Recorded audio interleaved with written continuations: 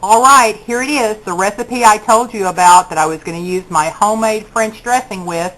This is katzcradul, and today we're making St. George's tuna. You will not hear that recipe or that name anywhere. I've never heard it, and I've never seen this recipe other than, from my mother. And I'll tell you a story about it in just a second, but let's go ahead and get started. Here is shell pasta that I have salt and peppered generously. That's all it is, just dry pasta right now. And don't worry about trying to get the amount of ingredients because I'll list them in the recipe below. What I'm going to put in now is some of my homemade French dressing. Here we go. I'm just going to glug some in. Okay, and some mayo. You can use mayo or Miracle Whip, either one. The original recipe had Miracle Whip. My French dressing is sweet enough that I think I'm going to be okay with just mayo. So here we go. I'm going to mix it together. And as I said when I told you how to make French dressing, I am not a fan of French dressing. Neither am I a fan of some of the other components of this recipe. I like tuna, but only really in a tuna fish sandwich. I don't like it baked with noodles or anything like that. I don't like that. But it is scrumptious in this recipe. Here's something else I don't typically like. In fact, I almost didn't think I had enough today because I only use about 1 jar of green olives a year. I showed you the cream cheese and olive sandwich that I made. Well, this is the other recipe I use green olives in.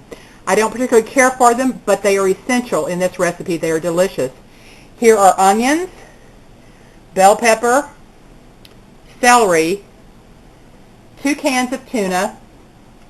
The original recipe did not have this many vegetables in it, but I really I'm more than double up on all this stuff because I love it. So let's go ahead and put this in. I'll try to do it without spilling anything. There go the onions, olives. There's a beautiful orange bell pepper. And here is the celery. Also not a big fan of celery, raw celery, but it is so delicious in this recipe. In fact, when my mother first got this recipe, we all kind of turned our nose up at it. We were all teenagers at the time, and we just didn't think it sounded very good. Here comes the tuna. Preparation opened that for me and drained it, so I appreciate that. There's 1 and 2. It doesn't matter if it's in oil or in water. Just drain whichever one it is. Okay. That is looking so good. Yeah, it's going to be good too. And it's really better if you make it very early in the day and let it sit in the refrigerator all evening, or even better if you make it the night before and leave it in the fridge overnight. You want to break up the tuna. You might want to do that in a little plate or bowl or something because you want to get it broken up pretty good. All right, and that's basically it. Let me let now Palate and Prepper A taste it. Now, if you leave this for a while and it gets really dry, you can add a little bit more dressing or mayonnaise, and I may do that eventually. Let me see if, here we go. Let me give them a taste. And it hasn't really had time for the flavors to meld. I already know they love it, but you need to hear it from them. Here you go. Yes, that's delicious. I like the softness of the pasta and the crunchiness of the celery. Of course, then you have, over time, as she was pointing out, if you put that in overnight, so those flavors can mingle and marry, you'll have even a more wonderful flavor. But this is delicious. What do you think, Prepper?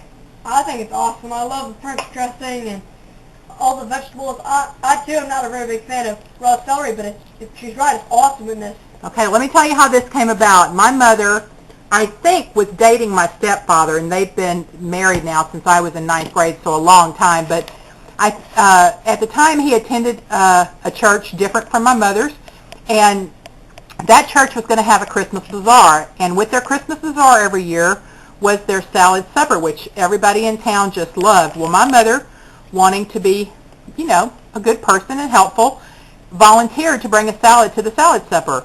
And a few days later, after she volunteered, she got a recipe card in the mail from the ladies Altar Guild or Ladies Auxiliary or whatever they called it at that church. And you know what I forgot? I forgot a splash of lemon juice. There we go. It was sitting there as I was talking. I saw it. So the splash of lemon juice goes in. Anyway, they said, please bring this salad to the salad supper, and she was really indignant. She's like, I volunteered to bring a salad. How dare them tell me what to bring? And she looked at the ingredients. She said, well, that doesn't even look like a good salad anyway. So she made it up and tasted it. It was delicious. She went and bought the ingredients and made some for us for our own supper that night. And so the name of the church, I'm not going to tell you what denomination it was, but the name of the church was St. George's. And my mother said it's just the best happy accident that ever happened. She said she regrets being so indignant about them sending her a recipe because we were so thrilled to have it in our family, and it's really become quite a tradition. So this is katzcradul St. George's tuna. I'm so glad those ladies sent my mom that recipe so many years ago, and that she went ahead and made it so that we could have it for all these years for our family. Give it a try. I think you're going to love it. It's very easy. You can make it from items in food storage. You can you have tuna, you have pasta, you can rehydrate celery and bell pepper. The only thing you'd really need is the jarred olives, which keep a very long time in the brine that they're stored in.